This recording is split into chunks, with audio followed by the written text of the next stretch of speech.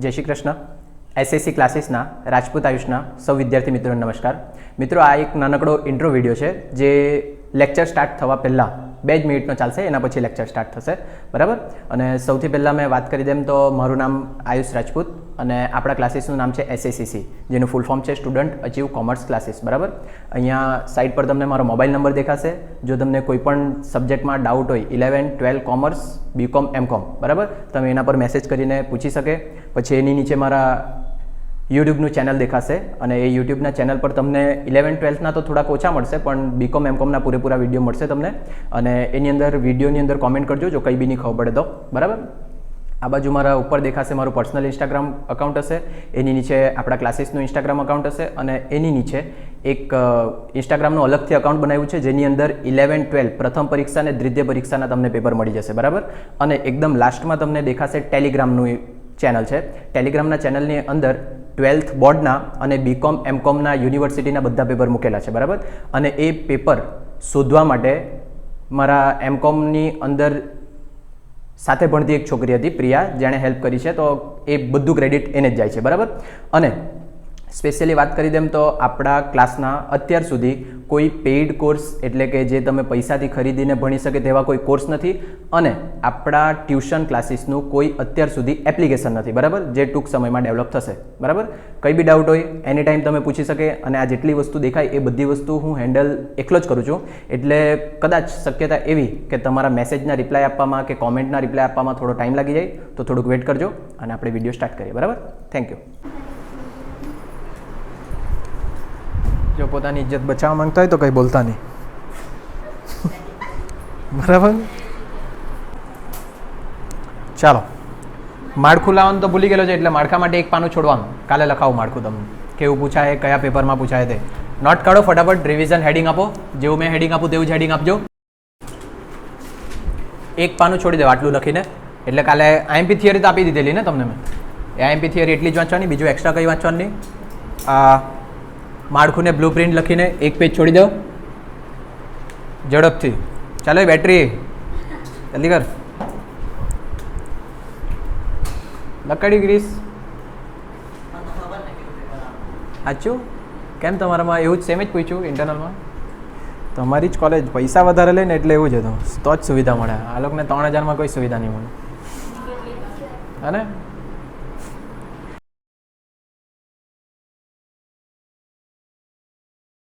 બસ આવો દાખલો આપ્યો છે પેપરમાં. આવા દાખલા પૂછાશે 100%ની સાથે, બરાબર. જેની અંદર તમારે લાંબા ગાળાનો મૂડી નફો શોધવાનો હોય. પહેલાં આપણે બધું યાદ કરી લે કે યાદ છે બધાને? અંજલિ યાદ છે ને? ચાલો એ બંધ કરો ટાઈમ પાસ. અહીંયા સાંભળો બધા, મારું મોઢું દેખાતું છે કે બધાને? હા ને, વિડીયોમાં નહીં તમને. જો સૌથી પહેલાં ઓય બસ પતાવો. એક તમારું ચેપ્ટર છે રહેઠાણનો દરજ્જો વાળું. રહેઠાણનો દરજ્જો એટલે ભારતમાં રહીશ છે, સામાન્ય રહીશ છે કે બિન રહીશ છે, તે હજુ એક બી દાખલો આવ્યો નહીં મળે. આવે એટલે પાછો યાદ કરાવું. અત્યારે જે આપણે ગણવાનો તે લાંબા ગાળાનો મૂડી નફો ગણવાના. લાંબા ગાળાનો મૂડી નફો એટલે તમારે સૌથી પહેલાં ઓળખવા પડે કે વસ્તુ મૂડી મિલકત છે કે નહીં. મૂડી મિલકત ક્યારે કહેવાય તેના માટે અલગ અલગ વસ્તુ લખાવેલી તમને. ઝેરોક્સ કઢાલ છે, તમે વાંચવા પડે, બરાબર.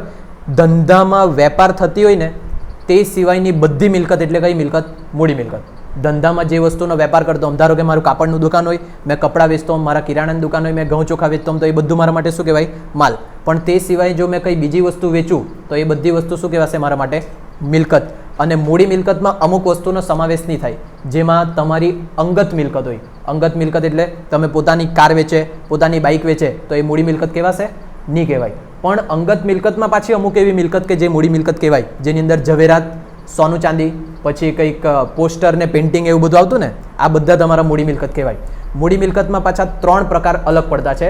અમુક 36 મહિનાથી વધારે હોય તો મૂડી મિલકત, અમુક 24 મહિનાથી વધારે હોય તો અમુક 12 મહિનાથી. એ લિસ્ટ મોડે કરવાની બધાએ.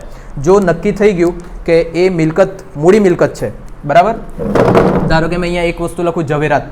ઝવેરાત નક્કી થઈ ગયું મારું મૂડી મિલકત, તો મેં એ જોવા કે કેટલાનું ખરીદેલું ધારો કે 1 લાખનું હશે અને મેં એને વેચ્યું 2 લાખમાં, તો ડાયરેક્ટ એવું નહીં કહેવાય કે મારો નફો કેટલો થઈ ગયો? 1 લાખનો. આવી રીતના લાંબા ગાળાનો નફો નહીં શોધાય. એના માટેનું તમને એક ફોર્મેટ લખાવેલું યાદ હોય તો. સૌથી પહેલાં કંઈક મૂળ રકમ આવતી હતી વેચાણ કિંમત, એમાંથી બાદ કરતા ફેરબદલી ખર્ચા, પછી તમારી વાસ્તવિક કિંમત, એમ કરીને 2 વસ્તુ બાદ કરતા અને પછી તમારી કિંમત આવતી. એ કિંમત આવે એના પછી એમાંથી તમે શું બાદ કરતા? કલમ મુજબ કપાત. અને તમારી ફેમસમાં ફેમસ છે કલમ 54, અને કલમ 54, કલમ 54F, આ જ બધી કલમ પૂછાશે તમારા પેપરની અંદર. આ કલમ એટલે રહેઠાણના મકાનવાળી. રહેઠાણનું મકાનવાળું યાદ હોય તો તમે રહેઠાણના મકાન સિવાયની કોઈ મિલકત વેચે અને રહેઠાણનું મકાન ખરીદે તો તમારું 54F લાગે. આજે જો દાખલામાં જે આવે તે જ યાદ કરીએ આપણે, બરાબર. આ કલમ કપાત કરી એના પછી જે રકમ આવે તે તમારા માટે શું કહેવાય?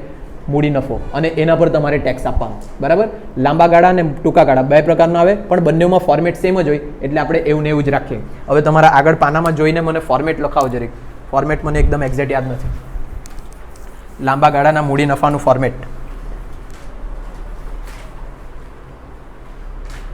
સૌથી પહેલા વેચાણની ઉપજ લાંબા ગાળાના મૂડી નફા માટે.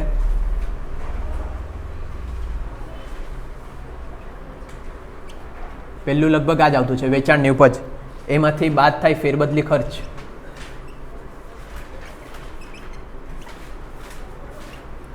બરાબર કે? બરાબર? હા કે ના તો બોલવા પડે ને. આ બાદ કરીને જે આવશે તેને શું કહેવાશે? ચોખ્ખી ઉપજ. બરાબર? ચોખ્ખી વેચાણ ઉપજ કહેવાનું. ચોખ્ખી વેચાણ ઉપજ. પછી એ જે આવે તેમાંથી પાછું બે વસ્તુ બાદ થતું છે. નંબર 1 સુધારેલી પડતર કિંમત ને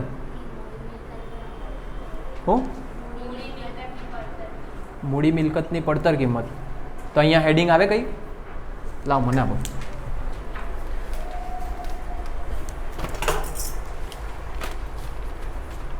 મૂડી મિલકતની પડતર કિંમત, સુધારા વધારાનો ખર્ચ. હાલે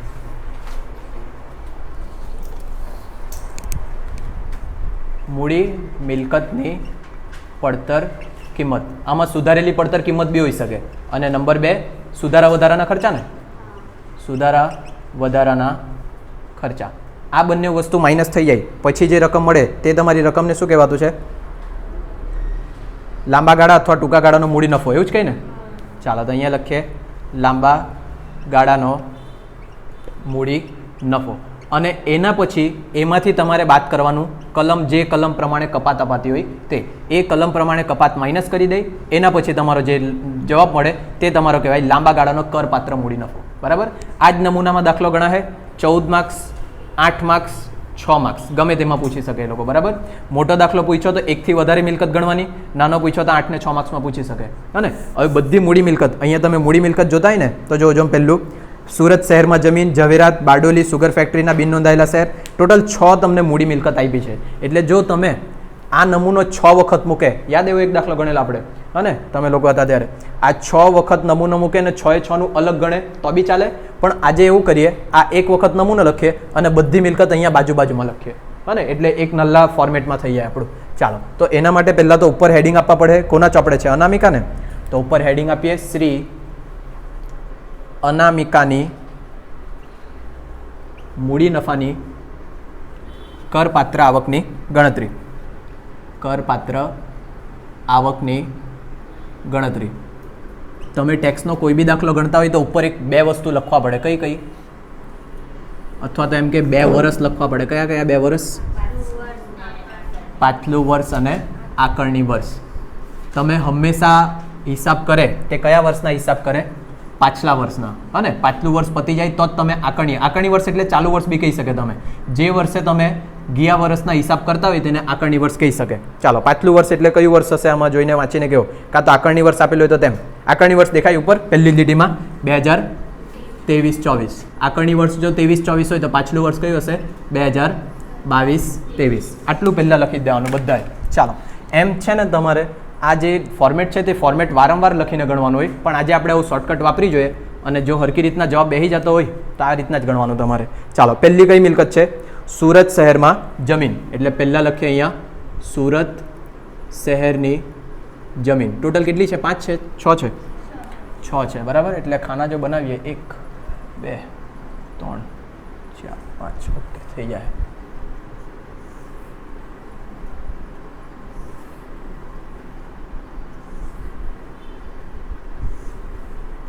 ચાલો સુરત શહેરની જમીન. પછી બીજું ઝવેરાત.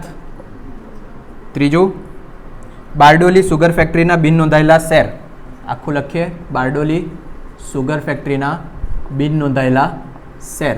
પછી પ્રાઇવેટ કંપનીના નોંધાયેલા શેર, પ્રાઇવેટ કંપનીના નોંધાયેલા શેર. અને લાસ્ટ એક રહી ગયું કે 1 2 3 4 કયું રહી ગયું? પ્રાઇવેટ કંપનીના નહીં નોંધાયેલા શેર બી છે ને પાછા, પ્રાઇવેટ કંપનીના નહીં નોંધાયેલા શેર.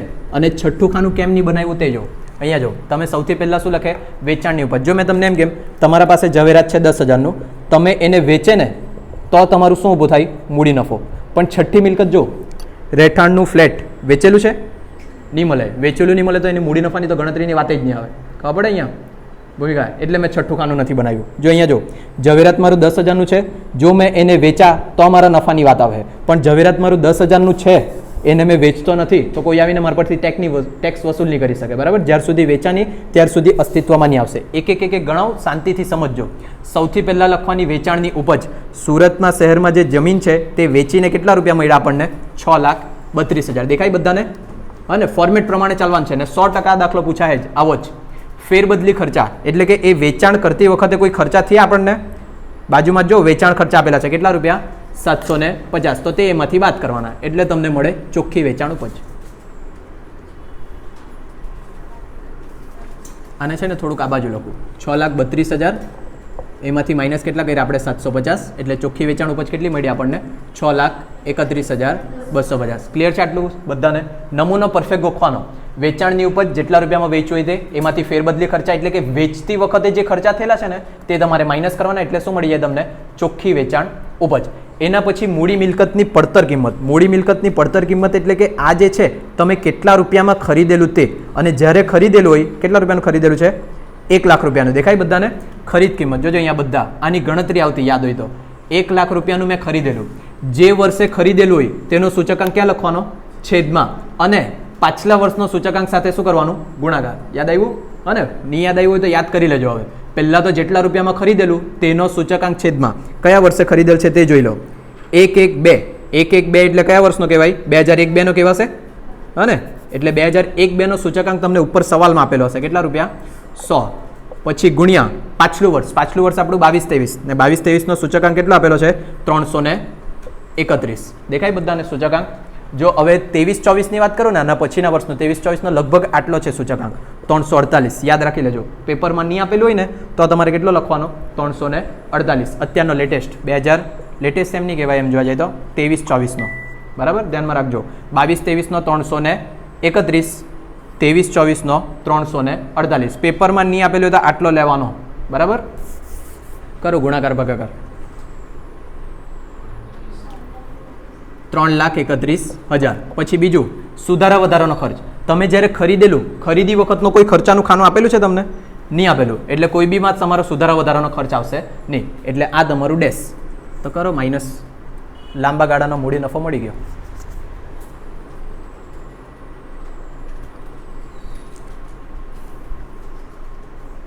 ₹3,00,000 એટલે 0,0250. બરાબર? આ તમારા લાંબા ગાળાનો મૂડી નફો. કઈ છે હાર્ડમાં? અને ખાલી ધ્યાનમાં રાખો, પાછું એક વખત રિપીટ કરું. બહુ જૂનું થઈ ગયેલું છે એટલે યાદ કરાવતો છે. પહેલાં વેચાણની ઉપજ જેટલા રૂપિયામાં વેચે તે, એમાંથી જે ફેરબદલી ખર્ચા એટલે કે વેચાણ વખતે જે ખર્ચા થયેલા હોય ને તે તમારે અહીંયાથી માઇનસ કરવાના. એટલે મળી જાય તમને ચોખ્ખી વેચાણ ઉપજ. પછી મૂડી મિલકતની પડતર કિંમત જે છે ને તેમાં સુધારેલી પડતર કિંમત લખવાનું. અહીંયા જે ખાલી પડતર કિંમત વાપરે ને તેની જગ્યાએ નામ શું વાપરવાનું? સુધારેલ પડતર કિંમત. એટલે કે તમે 1 લાખ રૂપિયાનું ક્યારે ખરીદેલું? 2001-2 તમે 1 લાખનું ખરીદેલું. પણ અત્યારે જો તમે ખરીદવા જાય તો એ જ ઝવેરાત કે શું છે જમીન, એ 1 લાખની જમીન 2001-2 તમે 1 લાખની ખરીદે ને આજે આપણે ગણ્યું ને સુધારેલી પડતર, એનો અર્થ એવો થાય કે જો 2022-23 મેં ખરીદવા જામ તો એ જમીન મને કેટલાની પડે? 3,31,000. એટલે વાસ્તવિકતામાં આ રકમ બાદ થાય. હા ને?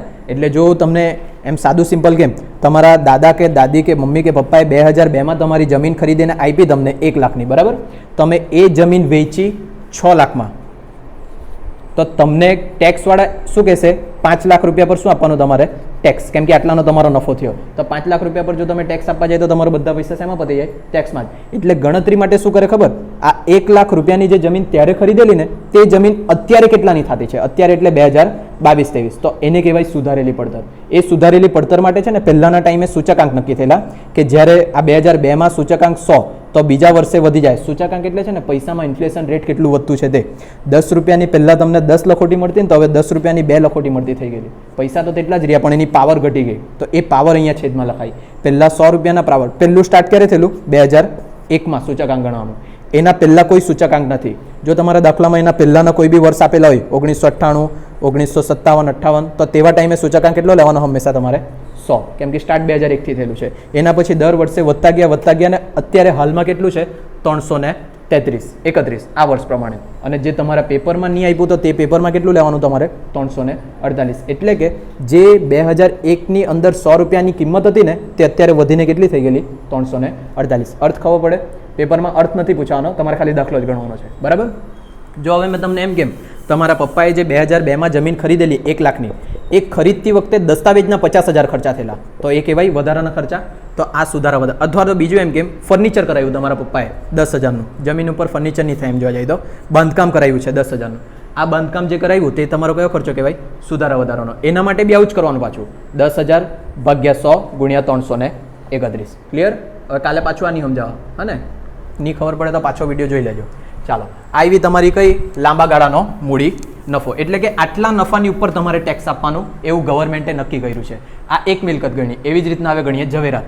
ઝવેરાત એમ છે ને તમારી અંગત મિલકત કહેવાય, પણ તે છતાં આ તમારી મૂડી મિલકત જ છે ને, એના પર બી તમારે ટેક્સ ગણવાનું. ચાલો, જો જેમ ઝવેરાતને કેટલા રૂપિયામાં વેચ્યું છે? ઝવેરાતની વેચાણ ઉપજ 14,34,802. બરાબર?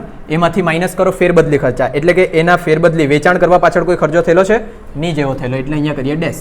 તો આ કેટલા આવી ગયા? 14,34,802. બરાબર? ચાલો, એના પછી બાદ કરવાનું એમાંથી કેટલા રૂપિયામાં તમે ખરીદેલું છે તે, પણ તેની સુધારેલી પડતર બાદ કરવાની. કેટલા રૂપિયામાં ખરીદેલું તમે?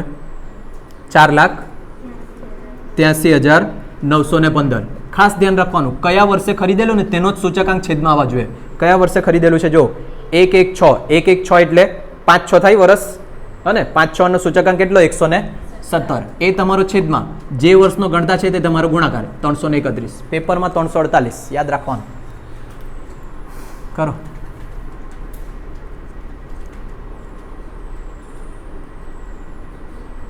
કેટલા?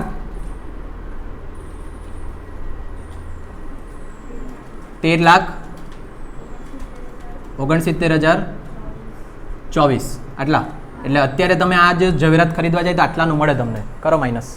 માઇનસ એટલે કે આ સુધારા વધારાનો ખર્ચ નહીં મળે, એટલે અહીંયા કરીએ ડેશ અને અહીંયા કરો માઇનસ. 1 લાખ સમથિંગ આવવા જોઈએ કે ઓછા આવે હજુ? બોલે જલ્દી.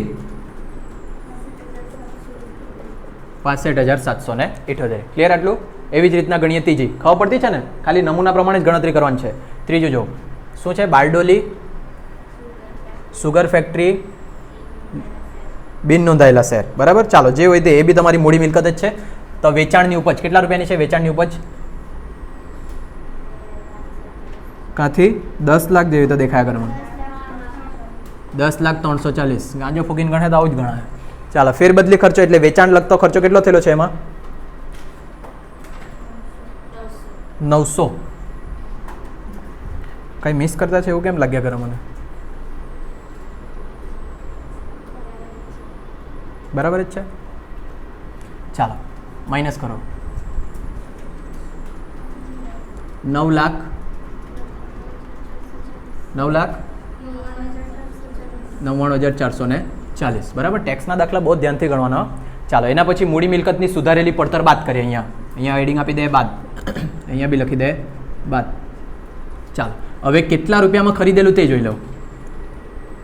2,07,215. કયા વર્ષે ખરીદેલું તેનો સૂચકાંક છેદમાં લખવાનો. કયા વર્ષે ખરીદેલું છે? 11 એટલે કયું વર્ષ?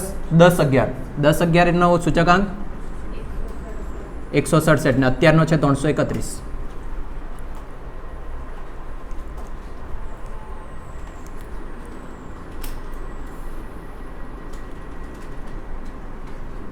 કેટલો? 4 લાખ. 10,708. કરો માઇનસ. બીજું વધારાનો ખર્ચો નહીં મળે, માઇનસ કરીને લખાવો.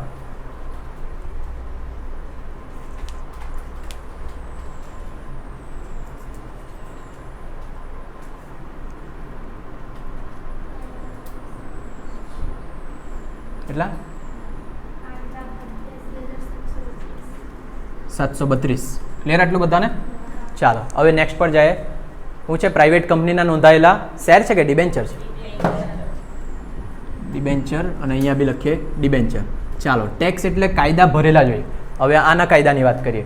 જો તમે ડિબેન્ચર ખરીદેલા હોય ને પછી એ નોંધાયેલા હોય કે બિન નોંધાયેલા, ડિબેન્ચર ખરીદેલા હોય તો એમાં તમને આ વસ્તુ મળશે નહીં, સુધારેલી પડતર નહીં મળે. એટલે કે તમે 2001માં ખરીદો, 2010માં ખરીદો, 2020માં ખરીદો, તમે ખરીદેલું હશે 1 લાખનું ને તો બાદ 1 લાખ જ મળશે બધી જગ્યાએ. શેના માટેનો કાયદો છે? આ ડિબેન્ચરનો. આ મારા કાયદા નહીં મળે, બરાબર? નિર્મલાબેનના કાયદા છે. કોઈ વિડીયો ચાલુ કે કોઈ નામ નહીં લાવવાનું હા ને. ચાલો એટલે ધ્યાનમાં રાખજો. આપણા નાણામંત્રી શ્રીએ નક્કી કરેલું છે કે જેટલા રૂપિયામાં તમે ખરીદેલા હશે ને ડિબેન્ચર તેટલી જ રકમ બાદ મળશે. એમાં તમને એક્સ્ટ્રા સુધારાની પડતર બાદ મળશે નહીં. શેના માટે? ડિબેન્ચર માટે અને બીજું બોન્ડ માટે. યાદ રાખવાના બધા કાયદા. મને બી યાદ નહીં મળે પણ જેટલા યાદ છે તેટલા કહેતો જાઓ. બાકી તમને કોઈ યાદ હોય ને કહેવા માંગતા હોય બીજાને તો કહી દેવાનું. કેટલા રૂપિયામાં વેચું? કેટલા રૂપિયામાં વેચું? 2,27,000. સુધારા વધારાનો કોઈ એટલે કે પેલું વેચાણને લગતો કોઈ ખર્ચો છે? 350 કરો માઇનસ 2,26,650. હવે પાછું યાદ કરાવી દેમ. આ જે મૂડી મિલકતની સુધારેલી પડતર હોય ને તે ડિબેન્ચર ને બોન્ડમાં બાદ મળે નહીં. જેટલા રૂપિયામાં ખરીદેલું તેટલા જ રૂપિયા બાદ મળે. કેટલા રૂપિયામાં ખરીદેલું છે? 1,26,000 ની એ જ ને, 1,26,650. અને સુધારા વધારાનો તો કોઈમાં ખર્ચો જ નહીં મળે. કરો માઇનસ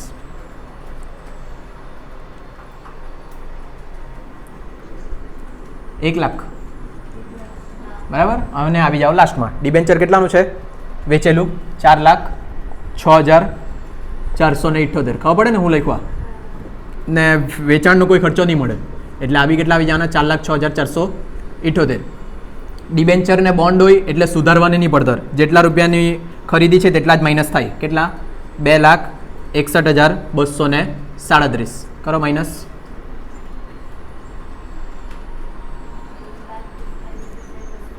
1,241. ક્લિયર આટલે સુધી? બીજું રહેઠાણનું મકાન તો આપ્યું છે. રહેઠાણનું મકાન ભલે કેટલાનું આપ્યું છે તે બી વાત પછીની, પણ એ મકાન જો તમે વેચે જ નહીં તો નફાની તો વાત જ નહીં આવે. એટલે એનું ખાનું બનાવ્યું નથી. ક્લિયર આટલે સુધી બધાને? હજુ દાખલો કમ્પ્લીટ નહીં થયો. હજુ તો આપણે કલમ 56F ની જોગવાઈ વાત કરવાની. બીજું એસટીટી જો ગણતરીમાં ધ્યાનમાં નહીં લીધેલું હોય ને તો ગણતરી બદલાય નહીં, પણ જો ધ્યાનમાં લીધેલું હોય તો ગણતરી બદલાય. તો જ્યારે ગણતરી બદલાય ત્યારની વાત કરામે. ચાલો અહીંયા લખીએ હવે લાંબા ગાળાનો કુલ લાંબા ગાળાનો મૂડી નફો. બધાનો સરવાળો કરો એટલે ટોટલ મળી આપણને કે લાંબા ગાળાનો મૂડી નફો કેટલો થયો તમારા ધંધાનો. આ થોડુંક દૂરથી લખતો છે, લાઇટ આવતું છે એટલે.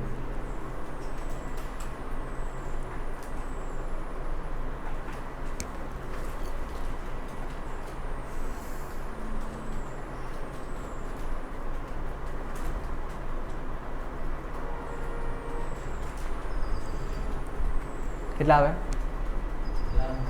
આ બધાને ટોટલ કરવાનું ખાલી 12,01,000 એટલે 12 લાખ લખીએ આપણે ટોટલ. હા ને, આમાં કોઈ જગ્યાએ પોઈન્ટમાં આવતું હશે ને આપણે ફેરવેલું હશે એવું, એટલે એના લીધે તકલીફ પડી. બરાબર, એટલે આપણે ટોટલ લખીએ 12 લાખ. હવે 54F શું હોય તે સાંભળો. કલમ યાદ રાખવાની બધાએ. બીજી કોઈ કલમ આવે ત્યારની વાત ત્યારે, પણ 54F શું કહેવા માંગે? 54F પ્રમાણે ગવર્મેન્ટ એવું કહે, જો તમે રહેઠાણનું મકાન સિવાય કોઈ બીજી મિલકત વેચે, બરાબર, રહેઠાણના મકાન સિવાય કોઈ બીજી મિલકત વેચે તો આ બધી રહેઠાણના મકાન સિવાયની છે, એનામાંથી તમને ચોખ્ખી વેચાણ ઉપજ કેટલી મળી? ધારો કે મેં અહીંયા લખું ચોખ્ખી વેચાણ ઉપજ તમને ટોટલ મળી 10 લાખ. બરાબર, એ જ પૈસા તમે રોયકા રહેઠાણના મકાનમાં, ખબર પડતી છે? સાદું સિમ્પલ. તમારા કોલમ 54F એવું કે રહેઠાણના મકાન સિવાયની કોઈ મિલકત તમે વેચે અને એની ચોખ્ખી વેચાણ ઉપજ તમને જેટલી મળે તેના કરતાં ઓછા પૈસાનું જો તમે નવું મકાન ખરીદે રહેવા માટે તો તમને આ કપાત મળે. ખબર પડે? મળે ક્યારે તે મેઇન વસ્તુ છે. હે ને? પાછું હમણો કલમ 54F ની કપાત ક્યારે મળે? રહેઠાણના મકાન સિવાયનું જો કોઈ વસ્તુ વેચવું હોય તમે, એટલે કે મૂડી મિલકત, રહેઠાણના મકાન સિવાયની મૂડી મિલકત વેચી અને એ મૂડી મિલકત વેચવાના પછી તમે એ પૈસાથી રહેવાનું મકાન ખરીદેલું તો તમને કઈ કલમની કપાત મળે? 54F. અને 54F ની અંદર છે ને અમુક વખત ડાયરેક્ટ રકમ લખાય અને અમુક વખત ગણતરી કરીને લખવા પડે. તો તેના માટે તમારે આ જોવા પડે. આ એટલે કે સાઈડ પર લખીએ આપણે ચોખ્ખી વેચાણ ઉપજ. ચોખ્ખી વેચાણ ઉપજ. ચોખ્ખી વેચાણ ઉપજ ટોટલ કેટલી છે તે જો. આ ચોખ્ખી વેચાણ ઉપજ દેખાય બધાને? એ બધાનું ટોટલ કરો. અહીંયા લખું કુલ ચોખ્ખી વેચાણ ઉપજ.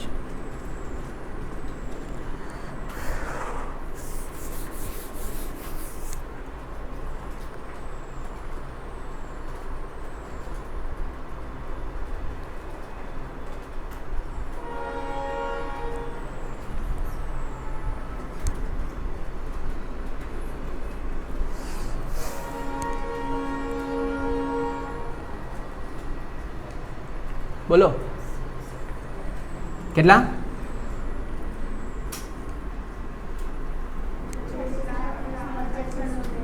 36,98,620. ચાલો, આ તમારી એવી કુલ ચોખ્ખી વેચાણ ઉપજ. બરાબર બરાબર છે કે? અને પછી જો તમે રહેઠાણના મકાન માટે કેટલા રૂપિયાના ખરીદેલા છે તે રહેઠાણનું મકાન? કાગ્યો રહેઠાણનું મકાન કેટલામાં ખરીદેલું?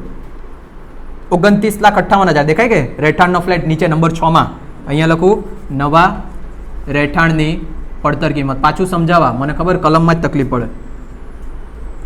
કેટલા રૂપિયાનું રહેઠાણનું મકાન? 29,58,896. બરાબર. ચાલો જોઈએ જો હવે, જો તમારા દાખલાની અંદર કલમ 54F કીધેલી હોય, લાગુ ક્યારે પડે તે? રહેઠાણના મકાન સિવાય અન્ય કોઈ બી મિલકત તમે વેચે ને એ પૈસાથી તમે રહેઠાણનું મકાન ખરીદે તો કઈ કલમ લાગે? 54F. પૈસા લખવા માટે તમારે આ વસ્તુ જોવા પડે, કુલ ચોખ્ખી વેચાણ ઉપજ ને નવા રહેઠાણની પડતર કિંમત. જો આ બંનેમાં નવા રહેઠાણની પડતર કિંમત ઓછી હોય, છે ઓછી? હા કે ના? અને જો એ ઓછી હોય તો તમારે સૂત્ર મૂકવા પડે, નવા રહેઠાણની પડતર કિંમત છેદમાં કુલ ચોખ્ખી વેચાણ ઉપજ ગુણ્યા કુલ મૂડી નફો.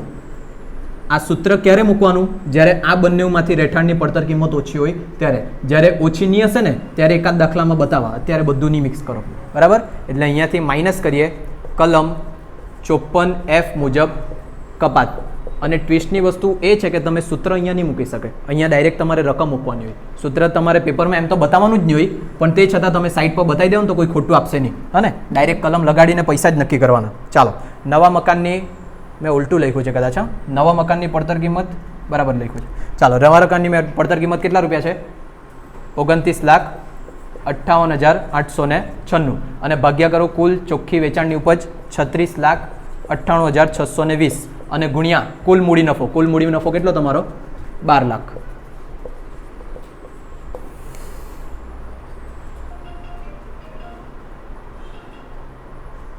કેટલા આવે કે કેલ્સી હેંગ મારી ગઈ?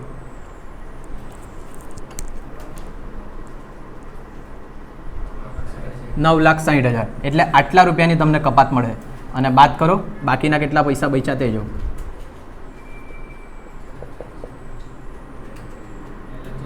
2,40,000.